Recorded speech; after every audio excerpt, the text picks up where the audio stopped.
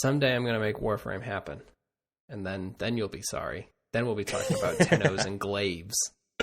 Oh, no. Not the Glaive. Oh, no. I thought we'd get more, at least a little bit more mileage out of the old school Bionicle cast, but... Oh, we're definitely getting more mileage out of that. I have that. I have all of the Flash games now installed on my computer, and I am slowly going through them. Perfect. There's plenty more Bionicles to come, don't you worry.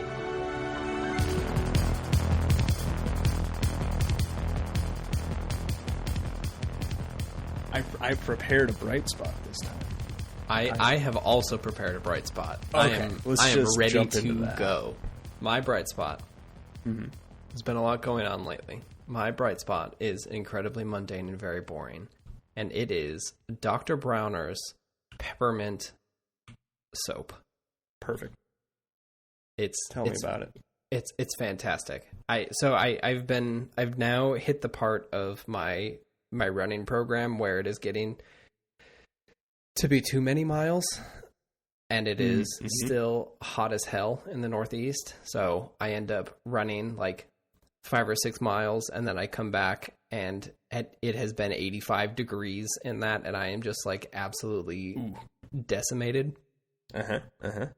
And I finally went and got my favorite summertime shower supply, which is Dr. Bronner's Peppermint soap.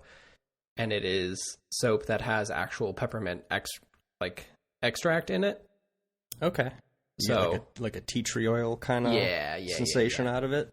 Yeah, and it's just like when everything is just muggy and gross and hot and terrible, at least there's just like a thin film of cooling peppermint on me. And it has the past like 2 weeks, it has brought me immense joy to have that going on finally. It's like experiencing, was it Take 5 gum? What was that called? Yeah, that's right. Yeah. I think it's Take 5. It's like one of those commercials. Yeah. Put in your shower. Yeah. Oh, it's just 5 gum. Take 5 is a candy bar. Oh, that's the candy bar with the pretzels in it. Which is also good, but not like Goosebumps good. Like 5 gum. No. And you wouldn't want the gum and the candy bar at the same time. That would be terrible. That'd be terrible. 5 gum is the Axe body spray of gum, I think. Just conjuring it in my mind. That's what it is. Yeah. Yeah. So my bright spot is, are you familiar with Defunctland, the YouTube channel? Yes. I've never watched any of it, but I have heard of it. Okay. So they do like primarily videos about theme parks and usually theme parks that maybe no longer exist or rides that no longer exist. Although one of my favorite videos from that channel is Disney Channel's theme, A History Mystery.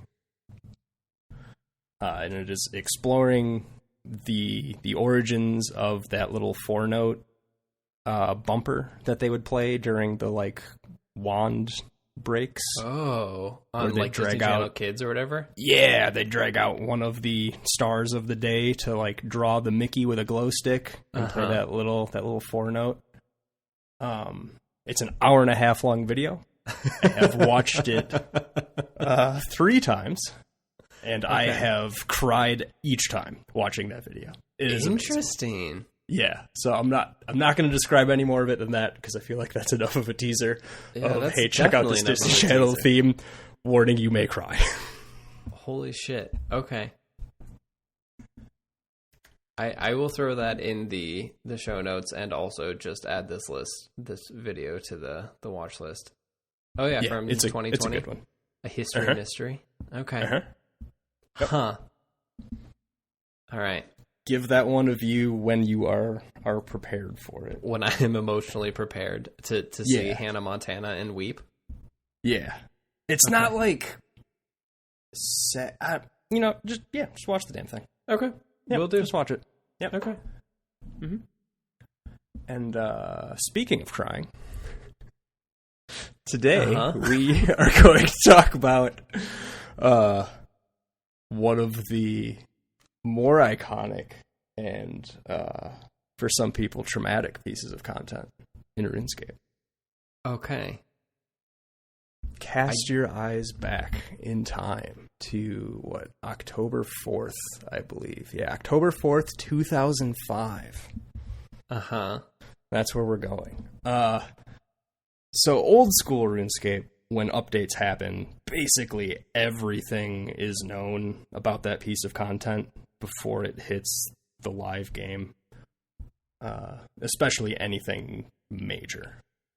It's been hashed out to death in the subreddit and through the YouTube live streams, and usually it goes through like multiple rounds of revision with player feedback, and it's a whole freaking thing.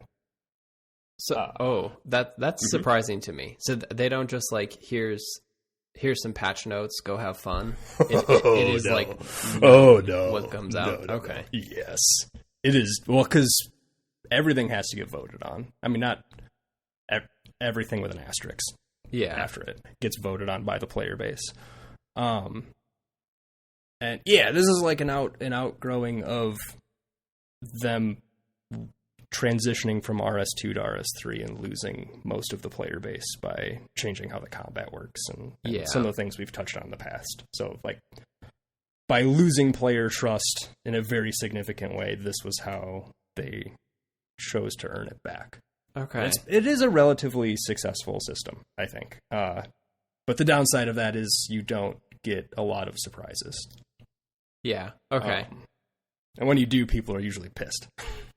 That just makes sense. Yeah. Sure. Yeah.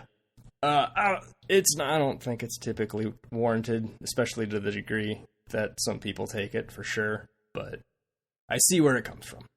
Sure. But back in 2005, you would, get home from the 7th grade and turn your computer on, and there would be like a whole new area or a new boss or 3 quests that you had zero idea existed until the moment it hit the live game.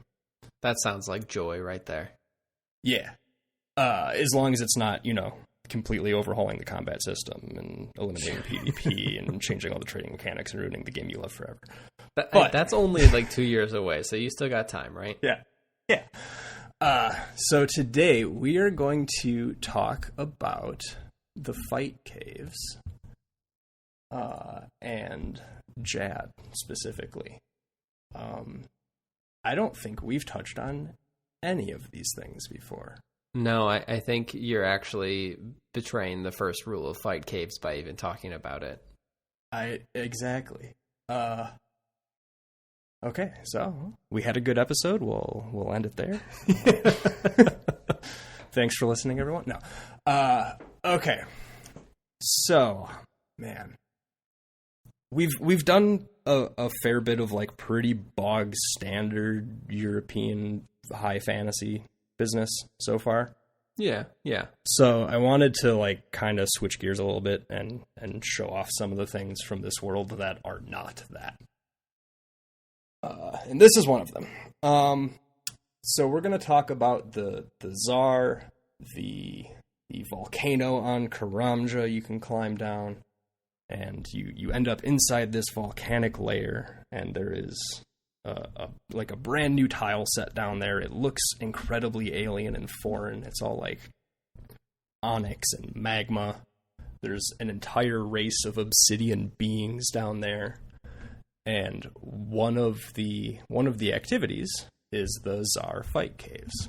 I guess a quick word on pronunciation. I will be saying things incorrectly, and we're all going to have to just live with that. I don't know how they're supposed to be said, so you got a clean pass on me.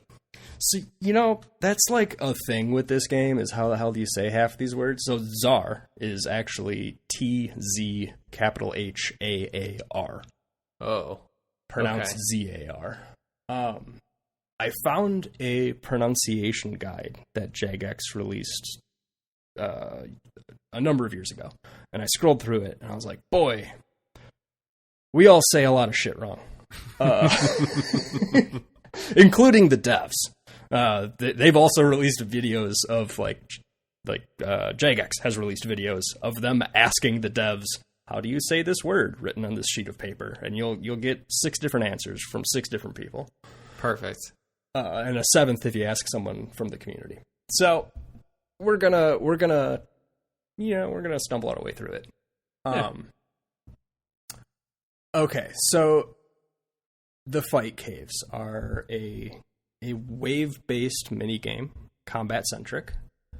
At the very end, the last monster you fight is Jad, who I'm going to drop you a picture of here. When Jad was released, Jad was the scariest thing on the planet, and in some ways still is to me. At the time, he was the strongest monster in the game by, I want to say, pretty wide margin. You're really building this guy up.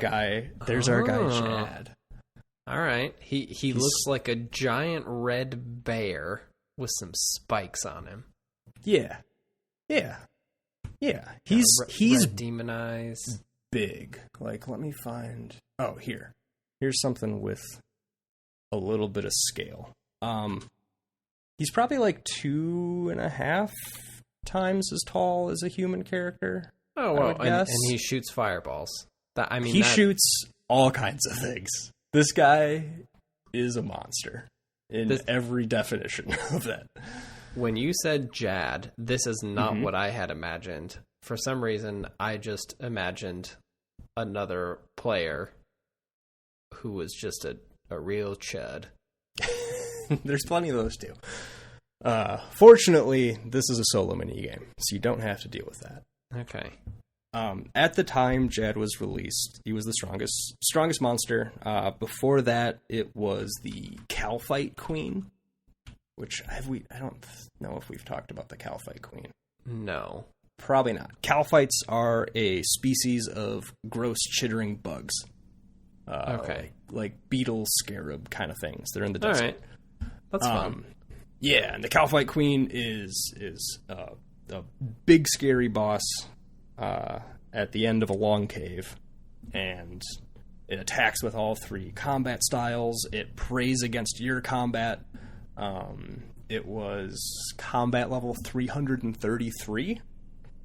The highest a player could get at the time was 126 as a combat level. Yeah, so a beefy character at 333. And you're telling me Jad here is better than Jad's the a little spookier than the Calphite. Okay. Yeah, and the Calphite Queen can be fought in multi-combat. So at the time, you would go down there with like your clan and try to kill the Calphite Queen. And the Calphite Queen was the only thing that dropped the dragon chain body. So it was really cool to like go as a group and try to get a really expensive item that way. And before that, the biggest monster was the King Black Dragon, who we will absolutely talk about at some point. Again, another group boss with some drops. And then we get Jad, which is at the end of a 62 wave combat. Yeah, 62 waves. And this guy's level 702. Oh, that's a lot. That is several more. Yeah. He was supposed to be 720. So there's a couple other monsters in the fight cave we'll get to, and the previous toughest one that you encounter is half of that. So they wanted to double that monster to get to 720.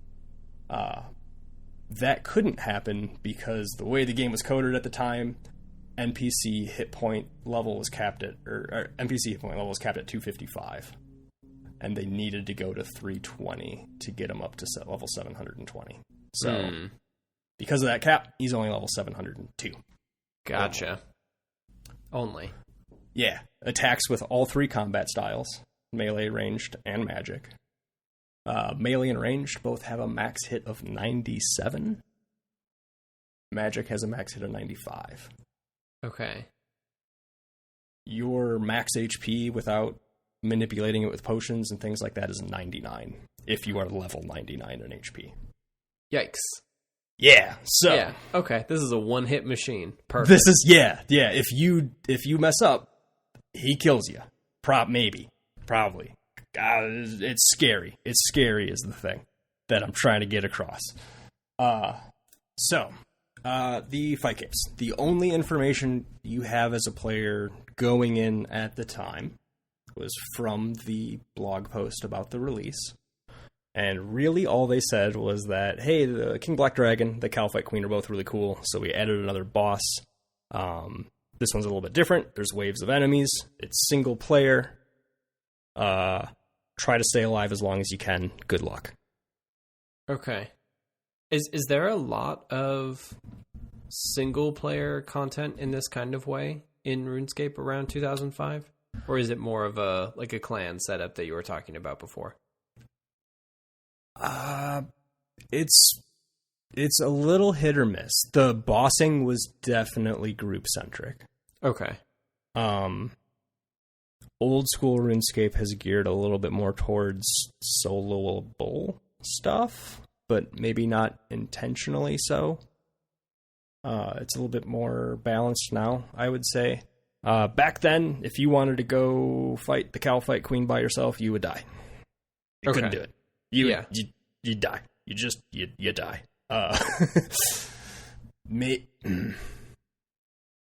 With modern knowledge, you could probably get away. You might be able to get away with it. Yeah, and I'm sure like power creep and everything has made some of those fights basically nothing. Yeah. The Cow Fight Queen still slaps the hell out of you, I will say. King Black Dragon, like I do remember doing that as a mass, and now you can totally solo KBD without really any issue. Cow Fight Queen you can solo also. Typically you're only going to get 1 to 3 kills a trip before you have to re-gear. There's also been like knowledge advancements around tick manipulation and how the game works under the hood. So like there are various items. Have we talked about like eating or tick eating? Does that sound familiar? We'll talk about tick eating when we get to chat. I feel like we've mentioned it a little bit, but no. Isn't it basically that you want to click at a very specific time to like hit the ticks right or something? So yeah, so the whole under the hood RuneScape is like a rhythm game, honestly. It runs on a 0.6 second clock. It's kind of like a turn-based game on 0.6 seconds that you can't pause, if you want to think about it that way. Okay. So you're queuing up an action, and every 0.6 seconds, it's just going to take the most recently queued action and perform whatever that is. Ish. Put an asterisk at the end of all this because it ends up being slightly more complicated than that. But that gives us enough understanding. There are a few items that interact differently with that system. Typically with food, you can only eat food every so often. Or drink a potion every so often. Or attack. And there's a cooldown that happens on all of those things once the action's carried out. There is an item called a cooked karambwan, which ignores that penalty. So if you do things right, you can eat a normal piece of food, drink a potion dose, and eat a cooked karambwan all in one game tick. But you have to click all 3 of them in the right order very quickly. Okay. And that means you can heal, I don't even know what the max number is. In the 70s, I want to say, off the top of my head. Levels of hit points. 2005, we didn't know any of that. You'd shove a shark in your face for 20, and then like 2.5 seconds later, you'd shove another shark in your face for 20 and hope. Yeah. So that's a pretty big difference just in survivability. So at the time, yeah, it was pretty group-based for anything. Really anything past combat level 100 scared the heck out of me as a kid. And Jad, top of the list. I was not... I don't know if I was playing in 05. Was I? I don't remember. I don't remember if I remember Jad coming out.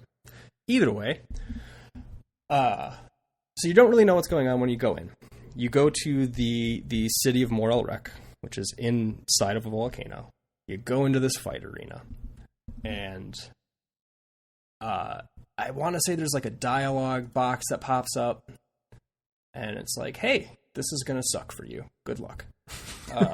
That's about it. Great. So there was a lot of like trial and error, and it kind of had some of the vibes of like the schoolyard bullshitting about, you know, like how to clone in Pokemon or how to catch Mewtwo in Red, like that kind of nonsense.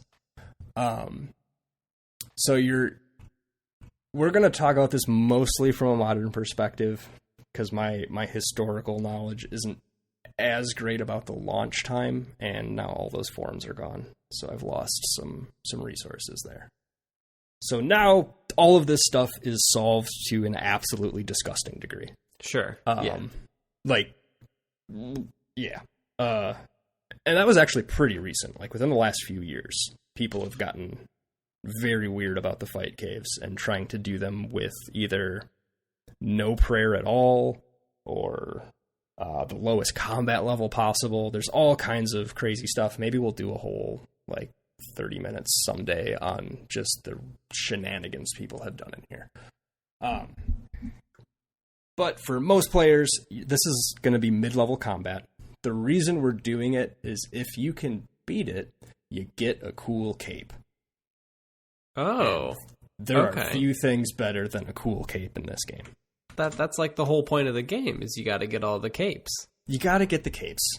Now, this one is very neat visually at the time. And it also provides really, really, really good bonuses. It was the best melee cape in the game for like a decade because it has a strength bonus. It's one of the very few capes that has the ability to increase your maximum hit in melee. Okay. And the way damage is calculated, that's a big deal. So, melee combat, we're going to talk about this like a tabletop game. You would roll to hit, just like you would in like a D&D, and then you would roll damage. That all happens behind the scenes. They may have changed this now. I'm a little out of it. But damage you could hit and still roll a 0 on your damage roll. Oh. Yeah. That's so bad. So anytime you can add a max hit, you are decreasing the possibility of that 0 coming up on the damage roll.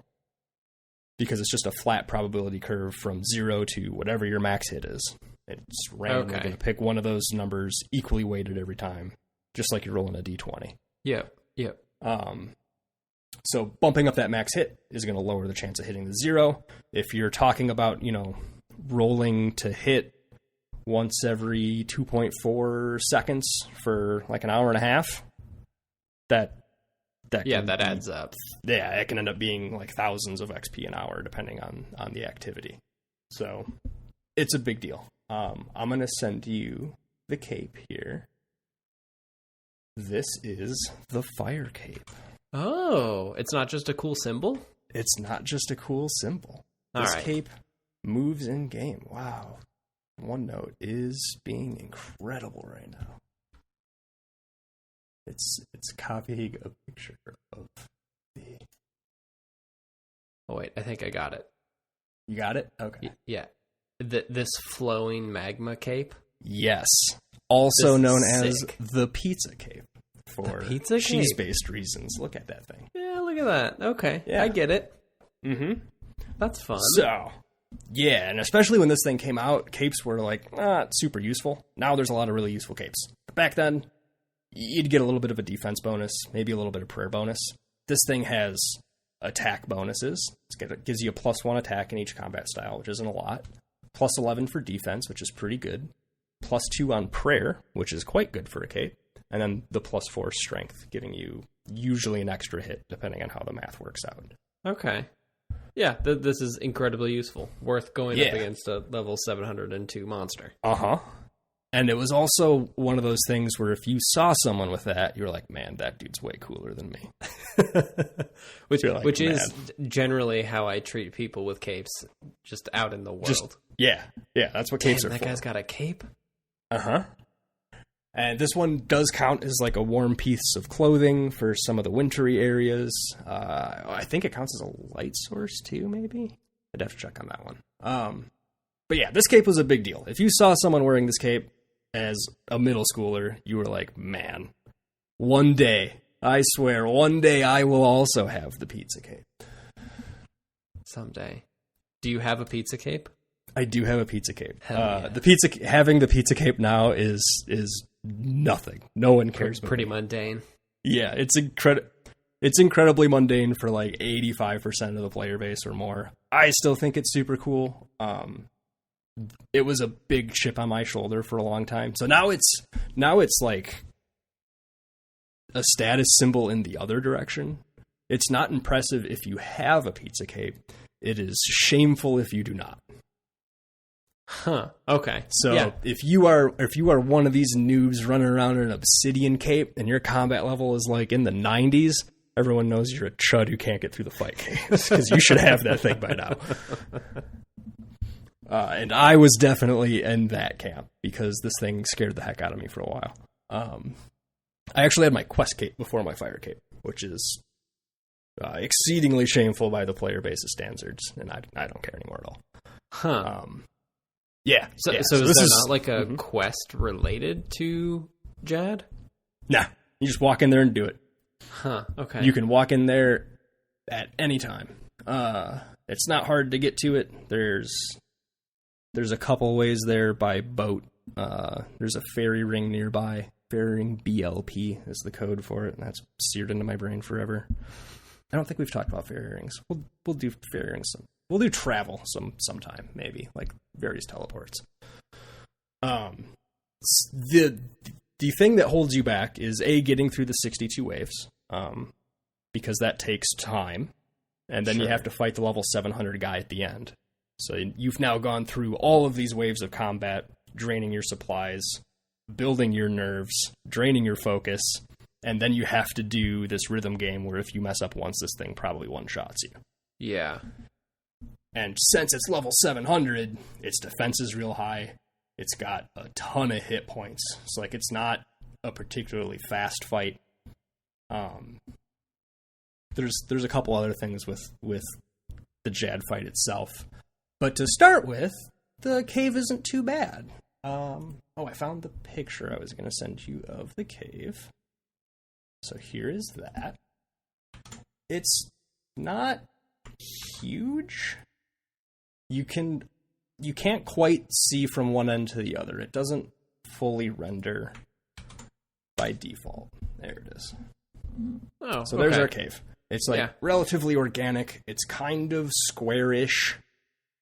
And it's also kind of split into quadrants. Different people have different strategies on how they handle the arena itself. If you look on the right side, there's like an indent that is vaguely boot-shaped. Yes. That is known as Italy rock. That will ring a bell to any of our listeners who have done this. That's where most people deal with the fight caves. So let's kind of get into how this works mechanically, and why that rock is potentially important. The fight cave is semi-randomized, so the waves are set every time with the same monsters. So wave 1 always spits out the same monster no matter what. Wave 55 always spits out the same set of monsters. But the placement can shift around. Okay. So we now know that there are 15 possible rotations. That number is determined when you walk in. It's roughly based on the time of day when you walk in there. So you can do some shenanigans to try to get the rotation you want. This is important because it determines where Jad spawns for the final wave. Oh. And since that dude can one-bop you, you need to make sure you can see him when he spawns so you can correctly pray against that attack. Because he can spawn off screen and drop a rock on your head for 97. And there was, yeah. That sounds like some bullshit. It is, yeah. The fight caves are some bullshit. I think that might be... that's the title. Yeah, you could etch that onto the walls. Maybe we'll get So if you're doing some real shenanigans, or you are like real concerned about your ability to complete it, you might seek out a specific rotation in order to do that. We're going to go through the various enemy types now. There's only a couple. I think we're going to go with more colloquial names for these guys, because they have impronounceable nonsense. Yeah. So we're going to start with the bat. Kai? Who knows? TZ-KIH. Say that however you wish. Yep. It's a little bat guy, little fire bat. Here's what he looks like. He's got little flames on his head. He's pretty small. He's only level 10. Not scary at all, really. Yeah, besides the fire part, not scary. Besides the fire part. He's level 22. He's got 10 hit points. They attack you with melee. They can hit you for like a 4. Not a big deal. The scary thing about the bat is every time they attack you, they drain you for 1 prayer point. And it doesn't take long in the fight caves to realize that prayer point balancing is really kind of maybe more important than your health. Have we talked about protection prayers? I feel like that's probably come up a little bit. It's come up. You actually just mentioned not that long ago about praying against hits. Yeah. So you have access to, if you're high enough level, like mid-40s in prayer, you have access to the protect from melee, the protect from range, and the protect from magic prayers. Oh, yes. If you turn those on and you get hit by that same type of attack, it deals 0 damage to you, no matter what. So the caves are full of monsters that attack with various styles, and all of the higher level ones can smack you pretty good. So aside from Jad, we've got the bats, we've got some blobs, which are melee. There's a ranged attack guy. That guy can hit 13s. The big melee ones smack 31s, and the mages can hit 54s. And there'll be, a dozen enemies on the screen at a time. So getting your prayers right is kind of the only way to make it to the end. Okay. And so by draining prayer points, is this pulling from like a specific pool of number of prayers you can cast throughout the session, or what does that mean? Pretty close, yeah. So your starting prayer points are equal to your level in the prayer skill. And the various prayers have a drain value. So depending on the prayer, it will remove a certain number of prayer points from that pool every X number of game ticks. Mm-hmm. So you kind of want to, so it's timing based, and that's also buffeted by your prayer bonus. So we talked about the fire cape has +2 prayer. The higher your prayer bonus, the longer your prayer is going to last, the slower it drains. Okay, so this is a prayer-based mana pool. Exactly. Yeah. Okay. Yeah, it's kind of, it's not too dissimilar from the way hit points or mana would work in another system. Gotcha. And there are prayer potions, which restore your prayer points.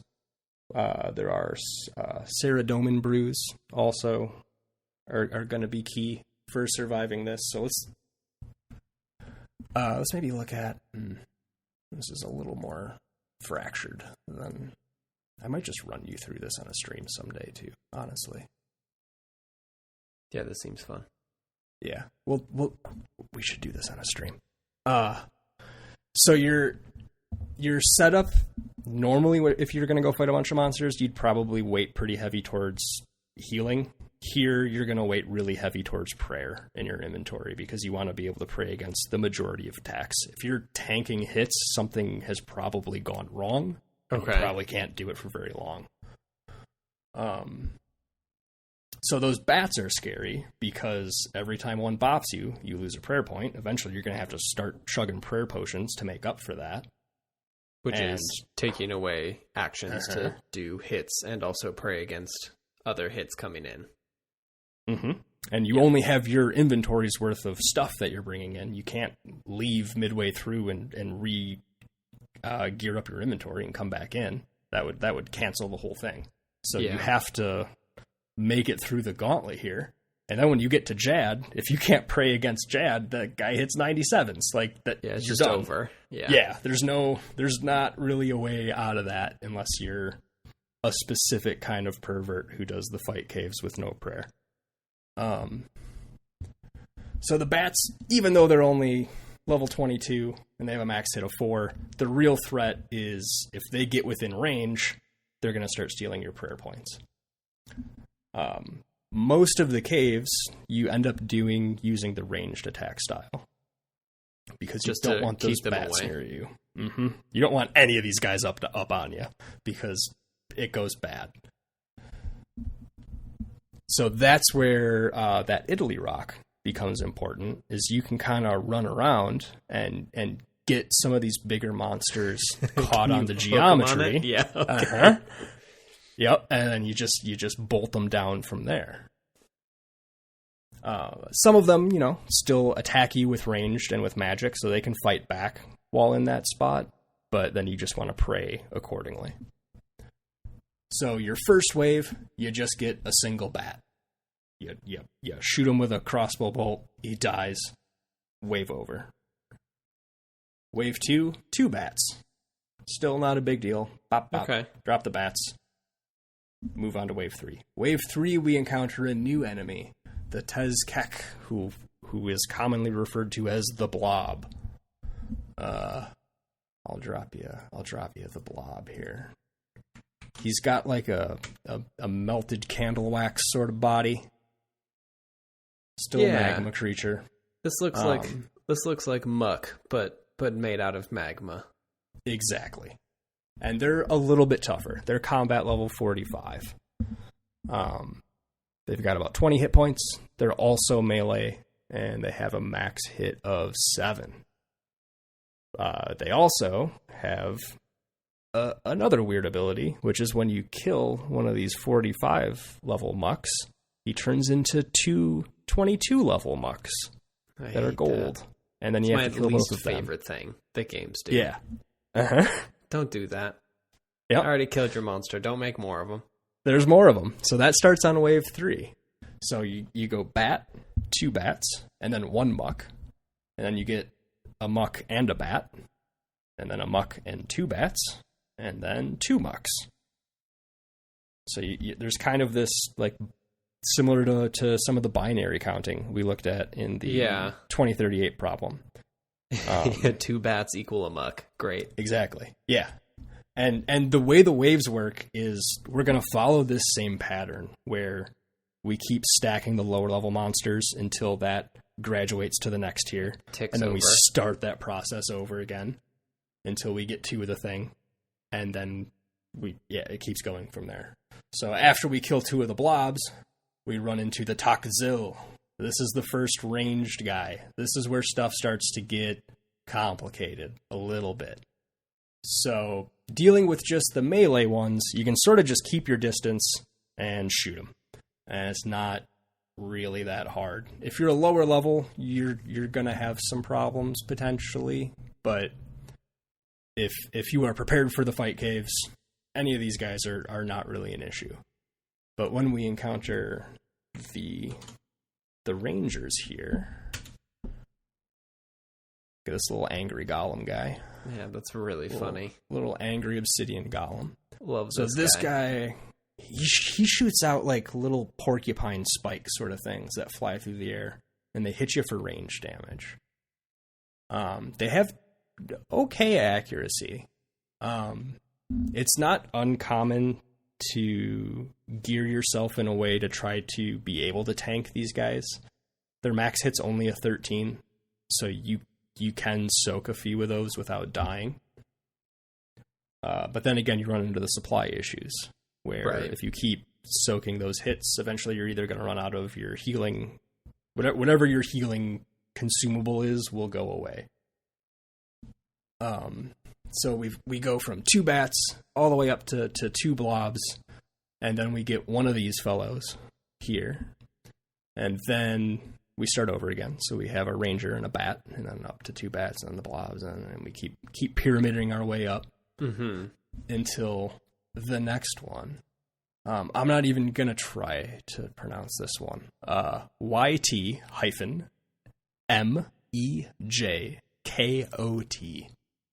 Huh. No idea. Nope. Melee. This is the melee guy. He's like a big red little demon lizard thing in a hoodie. Oh, this guy looks like a friend. Yeah. Or also he sells drugs. I think both of those can be true. They both can be true, correct. Okay. This one now it's getting a little spooky. This guy's combat level 180. So he's up there a ways. 80 hit points also. So this one takes more than a few arrows to bring down. Max hit of 31. Oh, yeah, okay. So he can 2 to 3 hit you if even at max level. Yeah. So you want to not get bopped by one of these if you can avoid it. And since he's level 180, his accuracy's pretty good too. So if he gets a swing at you and you're a mid-level account like you probably are doing the fight caves for the first time, then this guy can be a problem. The nice thing about them is they're big and dumb. Okay.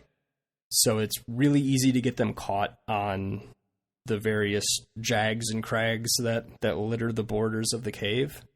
They're also big enough that the smaller monsters line up behind them and get stuck also. Oh, that's handy. So if you have, let's say you're on, I didn't put all the waves on here. Whatever wave number it is where you're dealing with one of these guys and maybe 2 rangers and a blob and 2 bats all spawn at the same time. So now you want to get them all stuck on the rock while you're praying from ranged, because that ranger is just shooting missiles at you the whole time. But that means you can't be within swiping distance of this big melee guy. So you either have to stay out of his range with your pray from range on, or pray from melee and just tank all the range hits. Typically, you're going to pray range and sort of try to stack up all of these guys on a rock, and then you're going to kill the ranger first, so then you can turn your prayer from range off, and then you're going to take your time mopping up the rest of the guys that are stuck on the rocks. Okay. And to do that, this is where gear choice gets a little... I was going to say weird, but I guess it's not weird. You have some options on gear. So we haven't talked too much about like special weapons. I don't think really at all. No, not at all. Okay. So you have another pool besides health and prayer. You have the ability with certain weapons to do a special attack. And depending on the weapon, the effect is different. The percentage of your special weapon pool it takes up is different. But this is where we see different ways to maybe get health back that's repeatable and it's not tied to a consumable. So something like the Saradomin God Sword is a big 2-handed sword. We'll cover God Swords when we do the God Wars dungeon more. But it's a big 2-handed sword. You do your special attack with it. If you hit hard enough, you get some health back, and it restores some prayer points. Okay. So it's not uncommon. Sounds good. Yeah, especially for this sort of slog where you're really just limited by your ability to heal and recover prayer. So it's not uncommon to bring that, kill everything, and then use that big dumb sword either on the blobs or the bats because their defense is really low, and try to heal up in between these waves of the scary stuff. Okay. Because once you got the guys stuck on the rock, if the melee or if the rangers are all dead and the majors are all dead, and you're just dealing with melee people, you can they'll just stand there staring at you, stuck on that rock. You take them down. Yeah. Yeah. You can pause, wipe the sweat off your hands, switch to your spec weapon, get some health back. The other common option, so like the Saradomin God Sword, that thing is like 20 mil plus. It might be more than that now. It's expensive. It's out of the reach of most mid-level players. So like the budget option there is your boy Guthen. Oh, yes. Yeah. So Guthen comes back. So you'll bring a full melee switch. So you're going to bring the helm, the chest, the plate body, the chain skirt, and the Guthen war spear. And you swap into Guthens after you kill the rangers and the mage guys. And then you use that set on all the melee ones because there's a chance to get some health back using Guthen's set. Oh, my boy. Out there infesting them all. Yeah. So now your inventory's getting like complicated because now you're dealing with like prayer full potions, armor swaps, and a full armor swap into melee from range. It's getting more complicated as the waves go up. And the first time you see those big scary melee guys is on wave 15 of 62. So it's a slog. Yeah. Do the waves start, like, they basically don't start until you kill everyone, I'm assuming? Correct. Yeah, yep. Okay. So it'll hold as long as there's one thing alive. The bats and the blobs are too small to get stuck on terrain, but they do get pinned behind the big guys in the hoodies. Gotcha. So as long as they're all stuck, you can just take a breather for a second. Yeah. And you can actually log out and log back in, and it'll put you back at the start of that wave. So even if you need an extended break, it's an option. Okay. That's nice. Yeah. And once you get down towards like wave 61 or so, you grab that last melee guy and you prepare. I think I like got up and walked outside one of the early times when I was doing this. Because again, 62 waves, Jad on the 63rd wave. If you're a low mid-level player, getting to Jad, that could be an hour or more straight. Yeah, and then he drops a rock on your head and it's game over. In 2 seconds, and it's game over. Yep. And you just spent, probably 100K in supplies, honestly. Wouldn't be uncommon. Because you're using really expensive bolts. All these things have high health. When we talk about the Jad fight, there's some special bolts you use there to try to speed it up. You're chugging prayer potions. You're chugging Ceradomin brews for health. Super restorers to counteract those. So you go through a lot of gold and a lot of time for a mid-level account every attempt on this. So the nerves build. Sure, yeah. Completely understandable. Yeah. So like once I made a bunch of money, I actually spent I went back to my old Reddit account and checked. I have paid for at least 8 fire capes that I know of so far of just in supplies. Just giving people supplies when they like go onto the subreddit and say, "Hey, I'm level 63. I've never done this before. I'm really scared. How do I start? Like, should I bring like a rune kite shield, or should I bring this other gear swap?" Anytime I see someone like really struggling with the fight caves, I'll usually send them a message and give them a bunch of prayer potions and some bolts and nice. Try to fund that because I have a personal vendetta against this thing forever. I enjoy it. I've got a little statue of the guy on my desk. Like he's my guy. But still, fuck that guy. So we cleared level 15. We kill the guy in the hoodie. We pyramid our way back through the monsters. We hit wave 31, and now we run into these frog bastards. Frog dog, take your pick.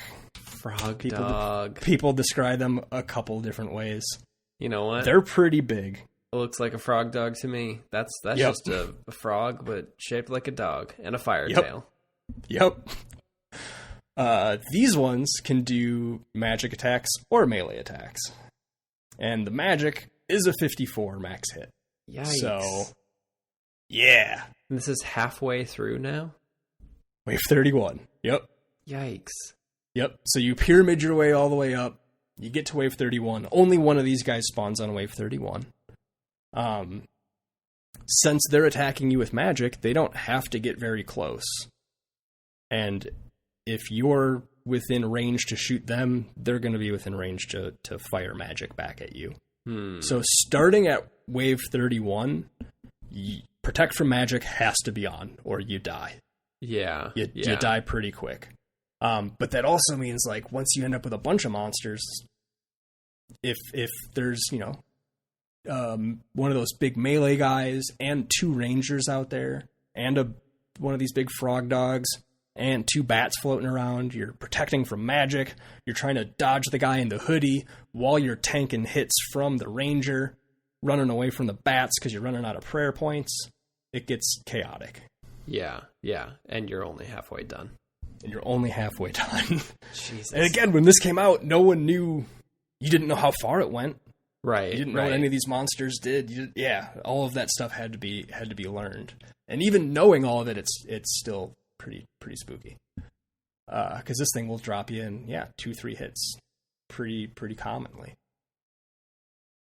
And then we build the pyramid all the way back up again. So 31 all the way up to 62 is getting to the point where we have 2 of these majors out at the same time on wave 62. We're gonna jump over the next 30 waves because it's just the same combinations of these guys pyramiding up until you hit 2 of the mage at the same time. So what's the final count on these? It's not still just 2 bats, 2 of each of the guys, right? Let me grab the list here. I'll show you. I didn't put it in my notes because it was too long. So let's see. Wave 58, we'll start there maybe.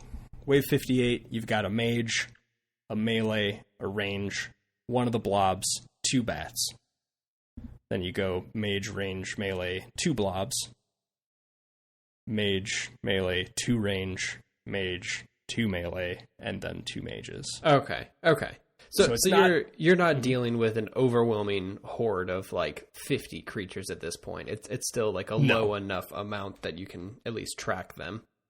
Correct. Yeah. And it's not the tricky part is making sure you have the right prayer up at the right time and getting them caught on the rocks somewhere while not tanking too many hits. Yeah. And then killing them in the right order.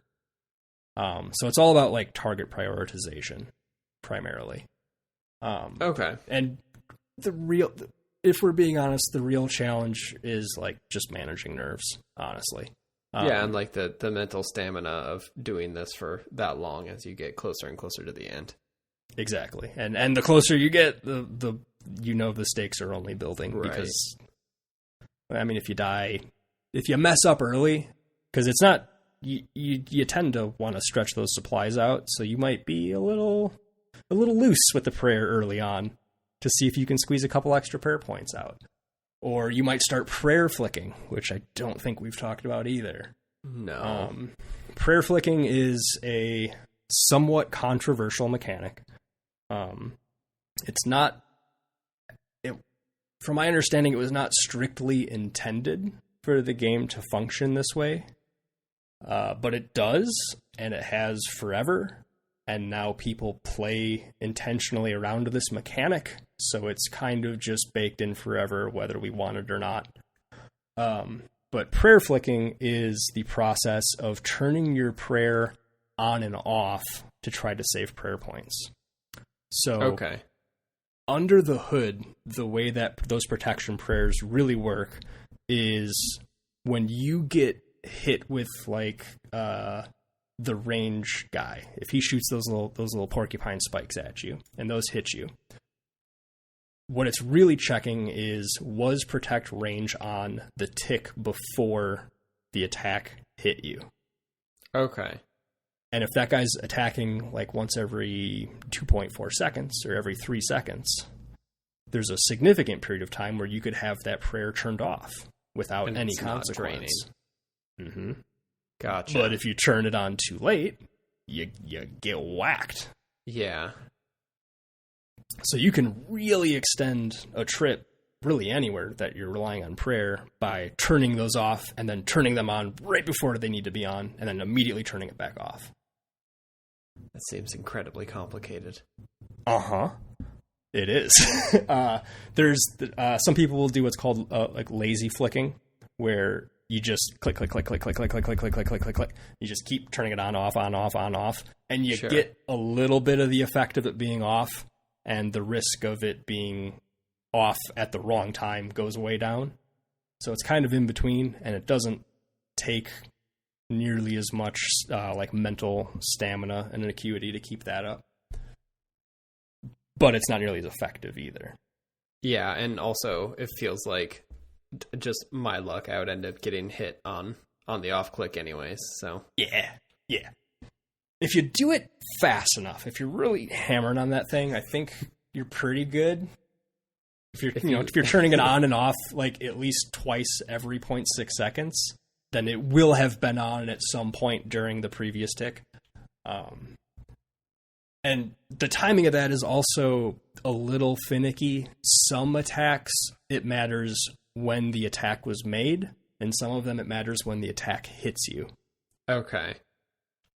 And then there's a whole like complicated thing we could get into with tick eating, where you're actually trying to eat food as the attack hits you, and the damage is calculated to counteract the damage that you've taken. So yeah, we'll detour into this for just a quick second.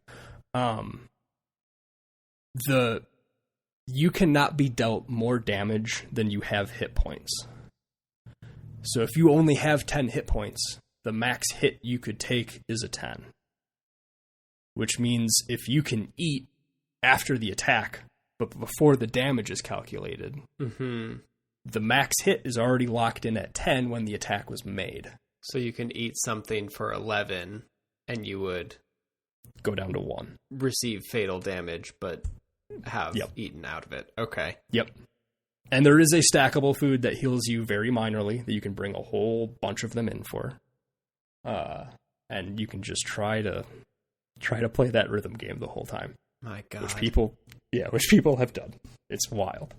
People have done so many like Olympic level nonsense feats in the fight caves that we'll do like either a cast or a video or something where I walk you through some of the shenanigans the dumb that people have shit people are doing.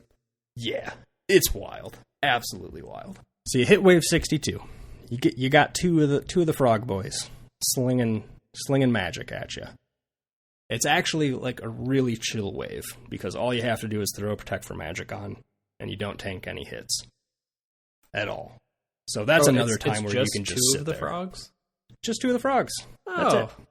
Yeah. There's your standard reddish frog, like I sent you, and then there's an orange one also. So 1 red, 1 orange. This is important because where the orange one spawns is where Jad will spawn on the next wave. So you want to be in a spot, if you haven't memorized the rotations and you don't know where the thing's going to show up, you want to be in a spot where you can see these things spawn. You find the orange one, you sit there with Protect for Magic on, you gather your resolve, and then you arrow those guys down and get ready for Jad. Okay. So that way, at least it's not a secret where Jad's going to show up. Yeah. Assuming you do have to be out clued into that the orange one is where he spawns, but yeah.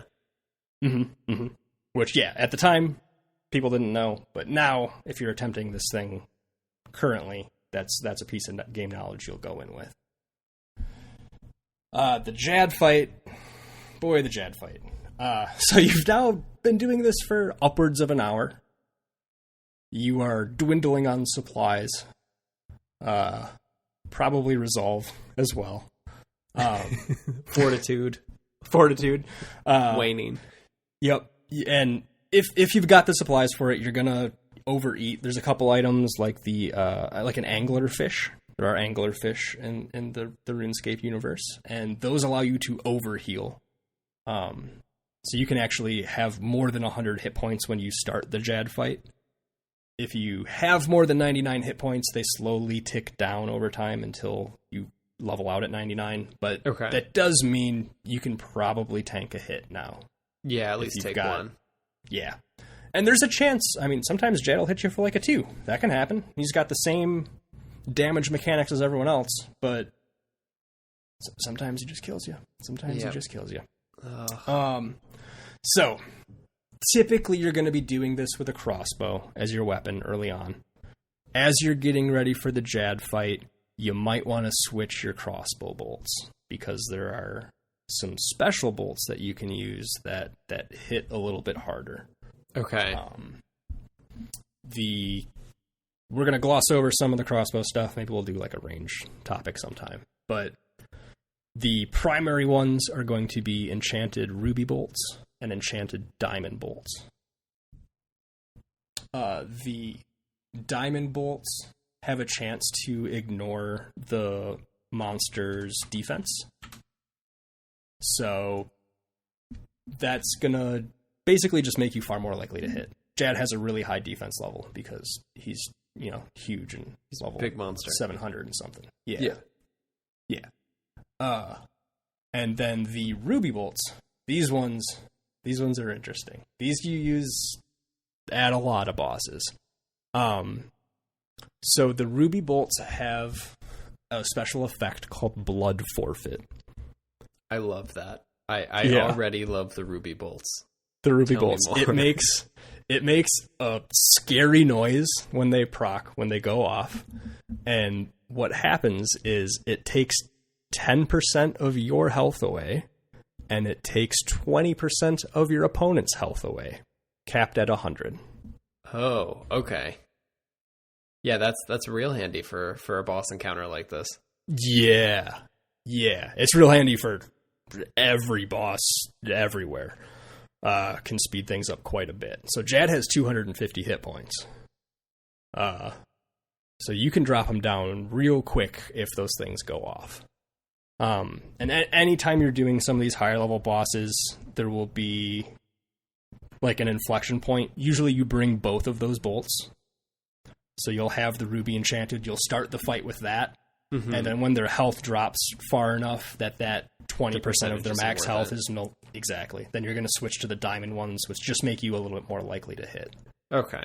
And the nerds have done the math to figure out where that line is, depending on the monster and your gear and all that stuff. So that's information you can plug into a spreadsheet and find out if you need to. Yeah, but that is still, like, those ruby bolts, they have a very good effect, but also when his max hit is over 90 and you are most likely only at 99, like, you are also still within one hit territory now. Yes. Yeah, you're going to take 9 or 10 of that, depending on where you're at. Which usually isn't as big of a deal on Jad, but it can be. So what I do is I switch to those bolts for the last frog, because you ideally don't want to be messing with your inventory too much. You just want to have it ready while trying to focus on Jad. Okay, let's talk about the Jad fight. The examine text on Jad. This is going to hurt. That is what the game tells you if you right click on him. Great. So Jad can attack with melee, with ranged, and with magic. He'll only do melee if you are standing within melee distance. So unless you are trying to do the fight caves using a melee weapon for a reason, which there are reasons to do that, but typically you want to not be standing next to the guy, and that will keep him to just using ranged and magic to attack you. Okay. So we'll assume that's what we're doing. We're going to assume we're on a mid-level account, rocking like a rune kite shield and a rune crossbow, shooting these bolts at him. You want to stay a couple steps away. There are 2 different animations Jad has when he attacks. He'll either hop up on his hind legs, and there's kind of a yellow halo glow above him, and then he'll shoot a magic attack at you. Or he'll pop up on his hind legs, slam the front legs down, and then giant rocks from the sky fall and land on you. And that's the ranged attack. Okay. each has a different sound cue and that different visual animation. So now the game is shoot your bolts at Jad and make sure you have the correct prayer on when he attacks. Yeah. So Jad attacks, it plays the sound, and it does the animation. And you need to know, either visually, auditorily, or both, is the attack that's about to happen going to be magic, or is it going to be ranged? And then you need to switch your prayer to make sure you aren't going to soak that damage. Yeah. Doesn't seem too bad yet. Not I mean, super easy. The stakes are very high, but yeah, Yep. it sounds manageable. And so the first thing that complicates this is you don't have the option of having the prayer menu open to switch between those prayers. You can't have that up at the same time you're looking at your inventory. Which means you have to flip back and forth between those two interfaces if you need to drink a prayer potion to keep your prayer up, or if you need to eat because you took a hit, and then you got to switch, quick flip back and then switch your prayer again, depending on his attack. You can do that with just the mouse. Most people bind those different interface menus to the F keys across the top of the keyboard. Okay. So usually you'll hit you'll hit F2 to switch to one of them and like F4 to switch to the other one. So you'll be doing the left hand on the F keys and the right hand on the mouse. So let's say your prayer's getting low. You'll wait until he attacks and you'll pray magic to that attack. And then quick flip over to your inventory, drink a prayer potion, click on Jad to start attacking him again, and then switch back to your prayer menu and get ready to make that next decision on the next attack. Oh, that seems tough. Yeah. Yep. So, and this again, after all of the other stuff, you're now doing this. So let's say you're doing good at that. You're not missing any of your prayer switches. You're still chugging potions. You're staying topped off. Things are going great. Jad is down to half health. You are an excited boy because you're going to get that fire cape. Yes. Yes. Unfortunately, we are not done complicating this. At half health, Jad spawns the last monster type we're going to see in the fight caves. And they are these little guys here, which will look familiar. Okay. It looks like our hoodie guy again, except these ones they're just little guys. They're just little guys. They're smaller than you. Oh. That's not bad. Little No, hoodie that's fine. guy. Yeah, there's only 4 of them. Okay. Not terrible. They spawn in a location, and then what they do is they walk over to Jad, and they heal him. No, they don't. They heal him, my friend. So, the new wrinkle is you have to either kill them or attack them early enough that they come and attack you instead of healing Jad. Okay. But you have to do that while you're still maintaining the prayer switches right from our big scary boy there. And let's say you attack all of them once. You grab aggro from all 4 of them. They're no longer healing Jad. But they are punching you in the dick. Great. So now your health is going down while you're shooting bolts at Jad. Which means now you have to make sure you don't run out of prayer points. And you don't run out of health points. And you don't miss a prayer switch. Yeah.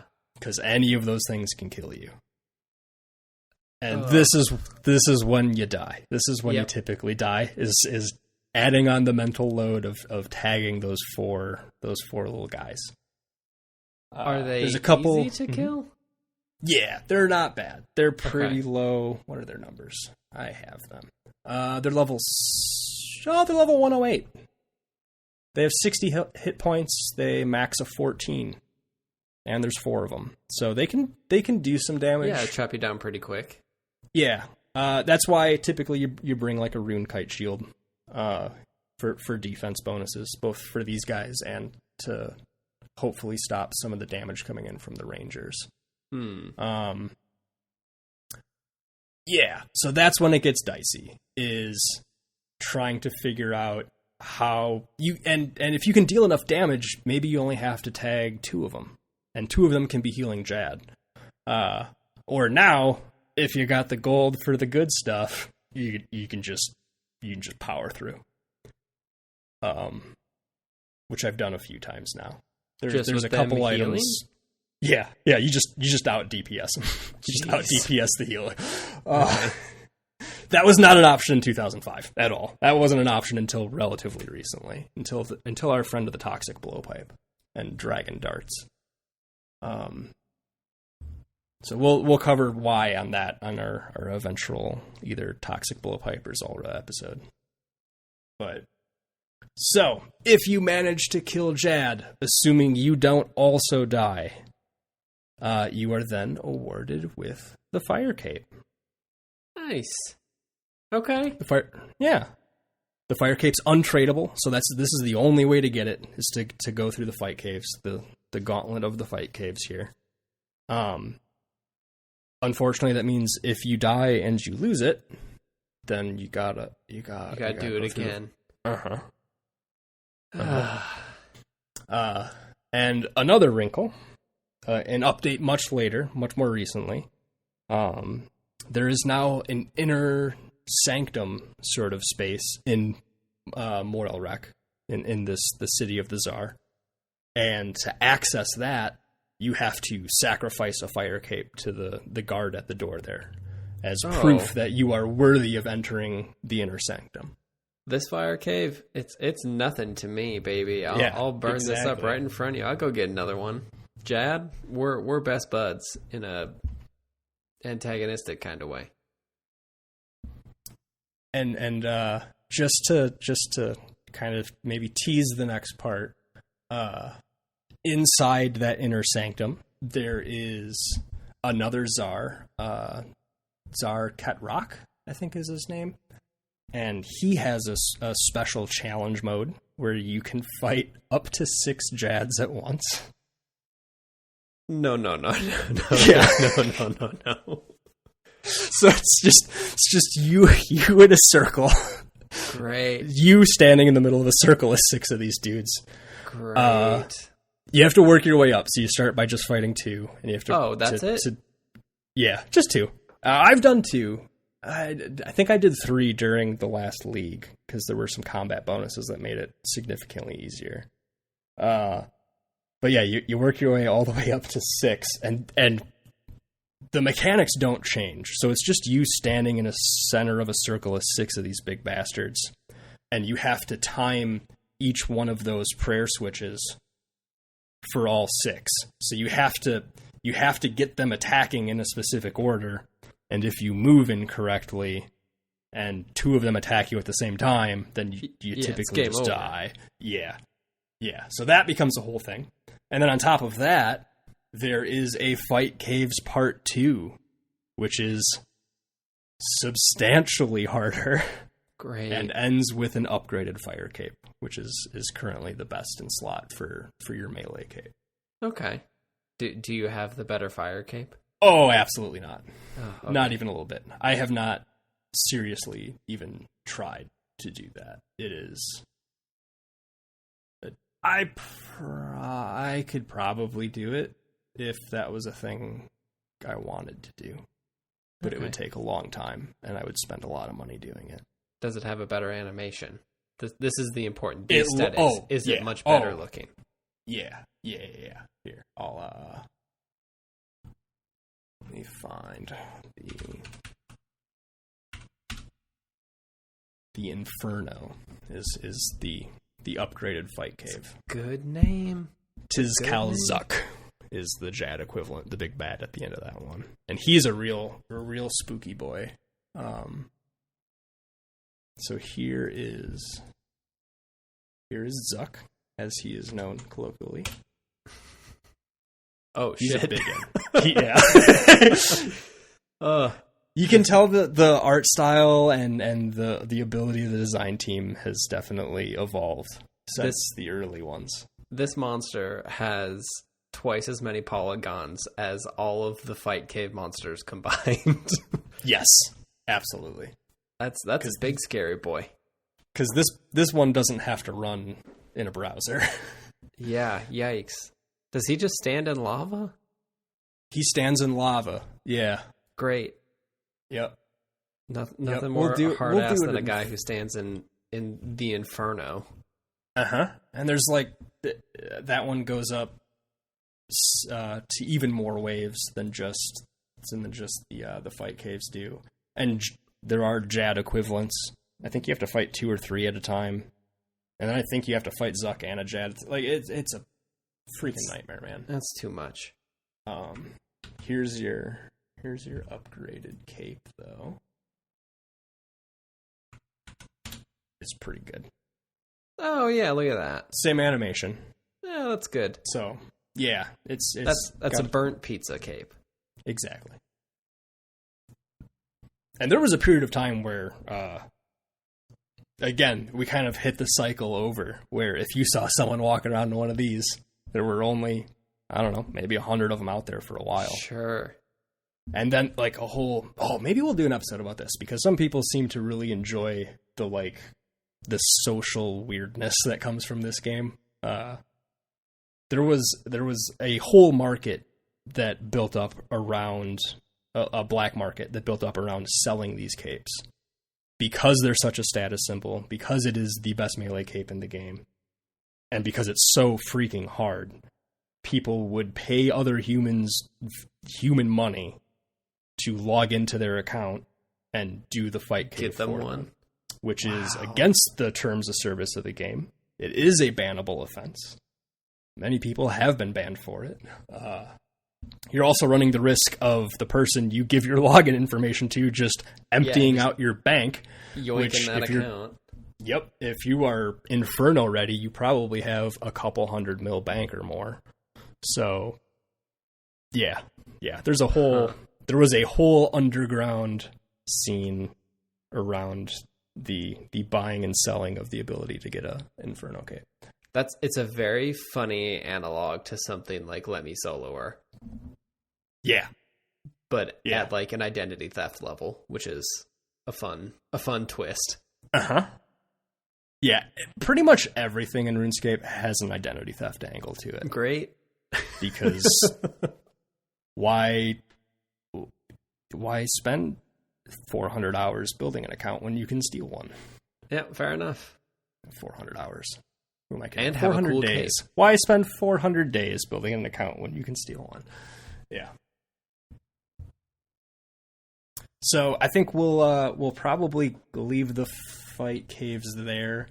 I do want to cover Moral Wreck in detail and the Tsar in detail. They're super interesting. They have a whole caste system and a language all of their own. They have their own currency, Tokel, which is actually the remnants of deceased Tsar.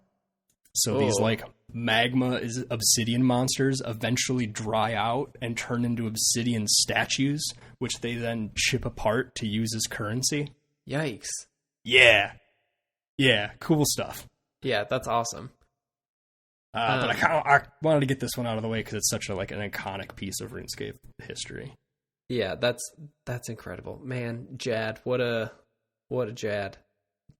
So yeah, Jad drops you, like the only real drop is the fire cape. You do get some tackle for completing the caves or for however far you get. So based on I can't remember if it's the number of monsters you kill or just the waves. You get awarded a certain amount of tackle, which you can spend in Moral Wreck. It's really important for Iron Man and a couple other things, and it kind of actually underpins a bunch of the economy, now that I think about it, with Chaos Runes and Uncut Gem. We'll do an episode on it. But the fire cape is not on a drop table. Like, you beat Jad, you get fire cape. You beat Jad. If you don't die, then you get the fire cape. It is possible to kill Jad and also die yourself on the same game tick. Uh-huh. If that happens, anytime you die, you get teleported to the entrance of the cave, outside of the cave, back in like the middle of Moral Wreck. If that happens, your boss log counter goes up by 1. It registers that you did kill Jad. You do not get the cape. Oh, that's the worst. Yeah. Oh, I hate that. At least games like Elden Ring have the the kindness of you go down and you just wait there for a second and it says demigod felled, and you're like, okay, cool, it registered. We're done. We don't have to go deal with that again. You're telling me I don't even get a cool cape and I kill him? I like how we've reached the point where RuneScape is more punishing than FromSoft. Yeah. Yeah. I will lose my identity and I don't get a cape. That's worse than a FromSoft game. Yep. So yeah, you only get tackled. There is a chance. Have we talked about pets at all?